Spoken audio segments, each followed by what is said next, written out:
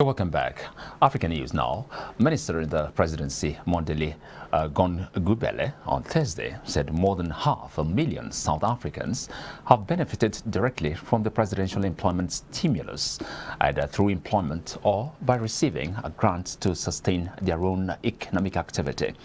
The minister said, now more than 550,000 jobs and livelihoods have been supported to date as part of Phase 1, with an overall target of 694,120 opportunities. Several programs are still in implementation, and we expect this number to increase further. Speaking at the media briefing to reflect on what has been achieved in the first phase of the presidential employment stimulus and outlined plans for the next phase, Gunfire said the stimulus was launched in October in response to the COVID-19 pandemic. The minister said the employment stimulus, which is a crucial pillar of the broader economic reconstruction and recovery plan, has supported a portfolio of programs in three key areas, including public employment interventions, livelihood support to sustain self-employment, and protecting existing jobs in vulnerable sectors.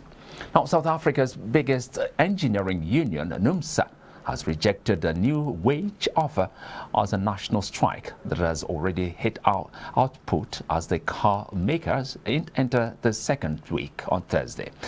The National Union of Metal Workers of South Africa, with around 155,000 members organized in the sector, have been on strike since October the 5th to press for higher wages, an action that could hit supplies of parts to make new cars and accessories. Now, on Monday, luxury car maker BMW said it lost production at its main vehicle assembly plant in South Africa when a number of suppliers were affected. The strike was launched after wage talks hit a deadlock and arbitration failed, with NUMSA demanding an 8% across-the-board wage rise in the first year and inflation plus 2% for the second and third years. Foreign news now.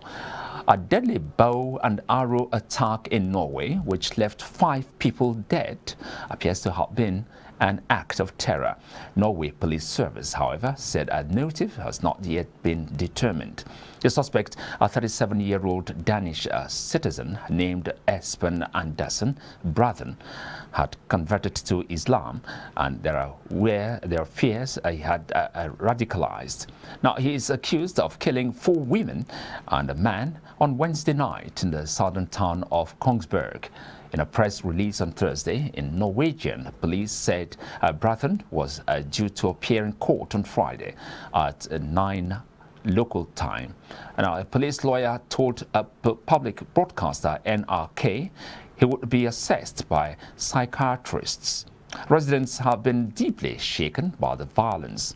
Now, flags were flown at half-mast on Thursday, while flowers and other memorials were placed in Kongsberg main square. 5 people have been shot dead at a protest in the Lebanese capital Beirut against the judge investigating last year's devastating port explosion.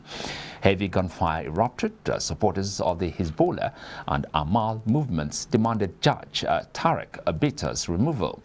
They said snipers on rooftops attacked them to drag the country into strife.